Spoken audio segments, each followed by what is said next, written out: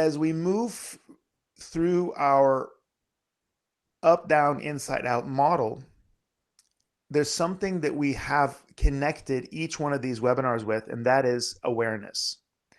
Now, one of my favorite Russian philosophers, Gurdjieff, says that the first thing you need to know in order to escape prison is to know that you're in prison, right? So the first step of changing anything for the better is to realize that it could be better, right?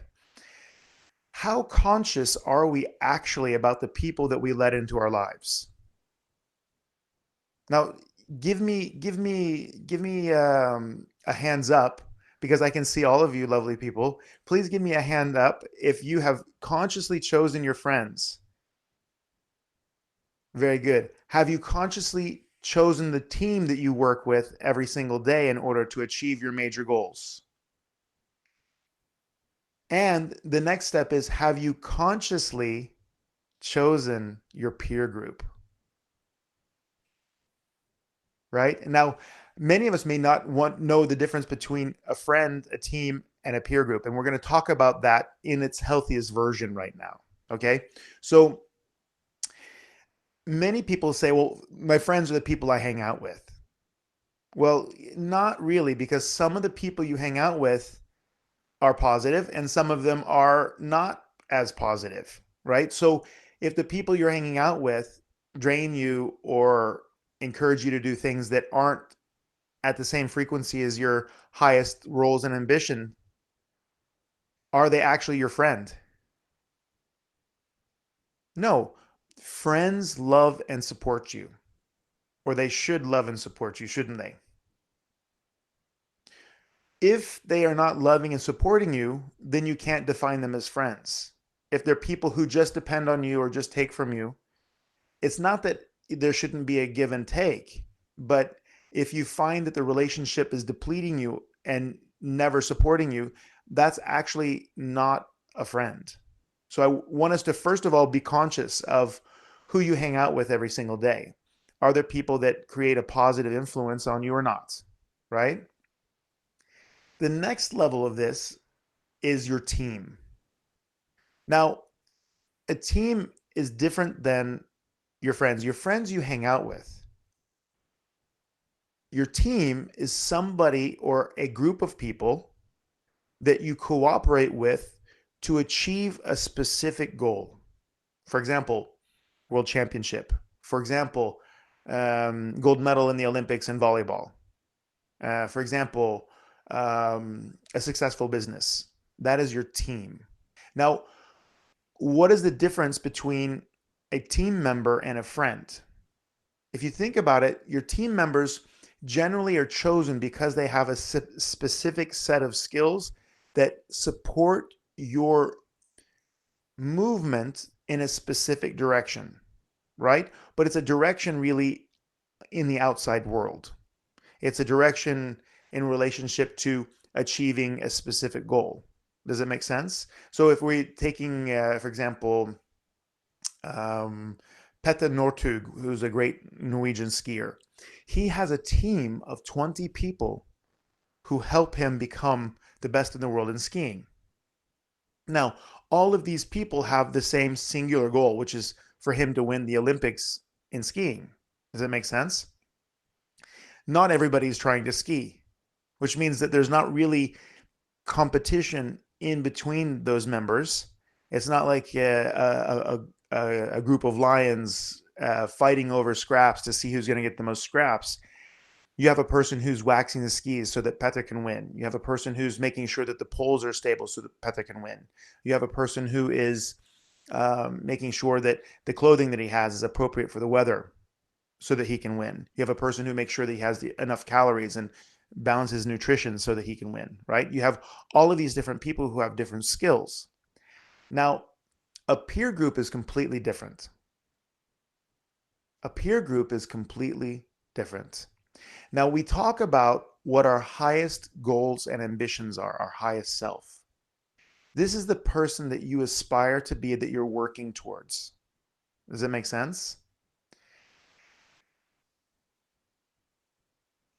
If you're living your ultimate dream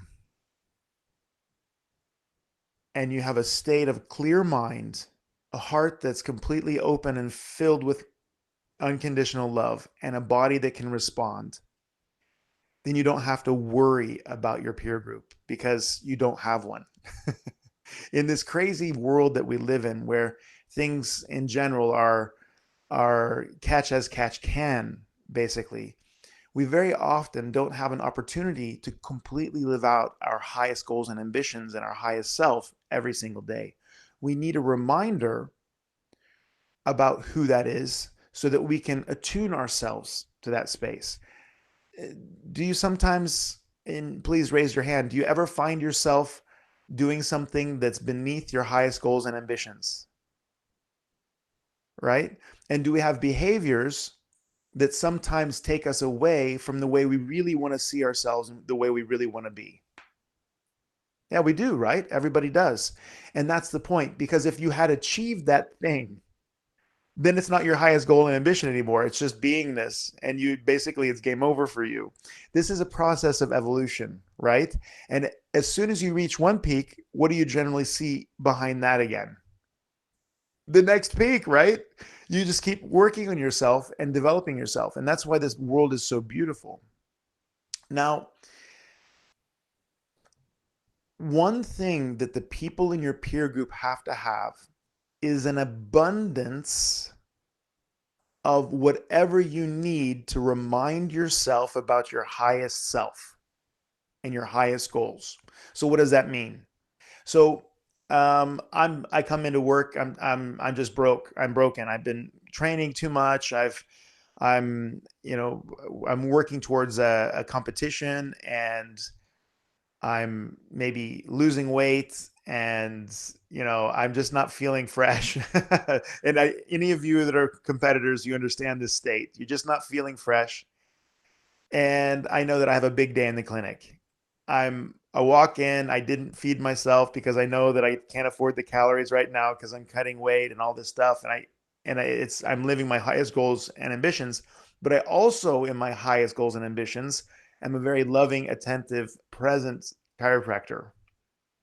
So I walk in, and regardless of how she's feeling or what's up, Maudit's like, "Hey, are you ready?" And I'm like, "I guess." "No, are you ready? You ready to take it? Let's go. We're gonna get it, right? We have a big day. Don't be late, man. I want to see people happy." She has an abundance of moving herself in the positive direction and making it happen for herself. Regardless of whatever she came in with, she does the job. So that inspires me, frequency wise, to find that in myself. So I have colleagues that remind myself of what I want.